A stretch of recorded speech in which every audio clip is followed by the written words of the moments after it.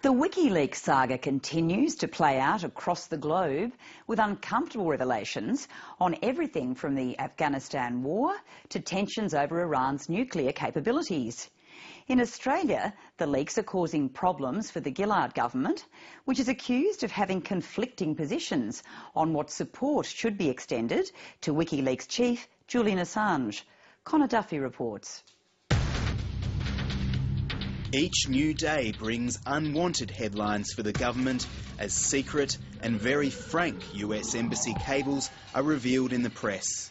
Today's cables show Australia's intelligence leaders feared Iran's nuclear weapons program could lead to nuclear war in the Middle East, and that at least one top spook was concerned about Israel launching a preemptive strike on Tehran. Well, I think the Australian public should know that the Office of National Assessments has a more cautionary view in regards to Iran's rearmament, nuclear armament. I think it's relevant the Australian public knows about that debate within government. It's encouraging that our own intelligence agencies are forming their own view. We hear a lot from Israel and the United States that Iran is run by people who are mad, bad and dangerous to know, and they are in fact very cautious in their foreign policy. Clearly, not everyone agrees.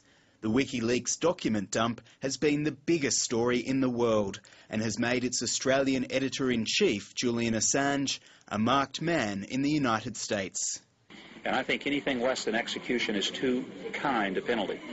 The extraordinary, unprecedented revelations have been extra unwanted pressure for Julia Gillard's fragile coalition government, which denounced Mr Assange at the highest levels. I absolutely condemn the placement of this information on the Wikileaks website. It's a grossly irresponsible thing to do and an illegal thing to do. He certainly is travelling, as we understand it, on an Australian passport, but there are both issues in respect to serving a notice of cancellation, but there are also issues as to whether it would be constructive or counterproductive to the law enforcement effort. Well, look, I'd find that especially disturbing. Quite frankly, this person deserves maximum consular support, and quite frankly, I don't see that at this stage that anything has been established against him. I'm not his brother, I'm not his cousin, but quite frankly, I think he does merit the Australian support at this stage. I am very critical of the line it has taken, and I think it has misjudged the public mood. The Prime Minister's strident response has been privately criticised by some Labor MPs on the party's left. One of the few willing to go on the record is veteran MP Laurie Ferguson, who says he's been contacted by many Labor Party members and supporters who feel the same way. They're appalled that the government seems to be so hardline in this matter.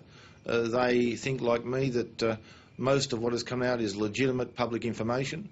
They believe that the general public in any nation shouldn't be basically left to try and establish truth, try and establish what government policy is based on foundations. After Prime Minister Gillard's comments, we received literally thousands of emails from Australians encouraging Get Up to take a stand, because it seems that our government wasn't willing to stand up for Julian Assange as an Australian citizen. The online activist group Get Up has also moved to defend Julian Assange with advertisements in newspapers all over the world. We've had an overwhelming response to this campaign on WikiLeaks. It's actually been the fastest growing Get Up campaign ever. Just over the weekend, 85,000 Australians have signed a statement. And not only that, they've chipped in $350,000 to publish it in full-page ads, the New York Times, in Washington and in the Australian here at home. Its national campaign director believes ministers have adopted different positions on Mr Assange and that they can force a change in the government's position. The government has been all over the shop in responding to the WikiLeaks saga. Kevin Rudd has been quite supportive of the right of WikiLeaks to publish information, which is good because they are publishing information in the same way that, that respected mastheads like the Sydney Morning Herald and the Australian and the Guardian and the New York Times do. But the Attorney-General and the Prime Minister have failed to stand up for Mr Assange's rights. For its part, the opposition is denouncing the WikiLeaks founder, but believes he may not be guilty of a crime. The opposition's view is that his conduct is morally censurable and reprehensible. But I think, having said that, we need to make a clear and sharp distinction in our own minds between that which is morally reprehensible and that which is illegal. But at least one defence insider has become an unlikely defender and believes public opinion is moving the same way. I think there's more good than harm. There's no doubt some adverse consequences of material that's properly classified being released. But what we're seeing from the documents is the extent to which our governments are not straight with us.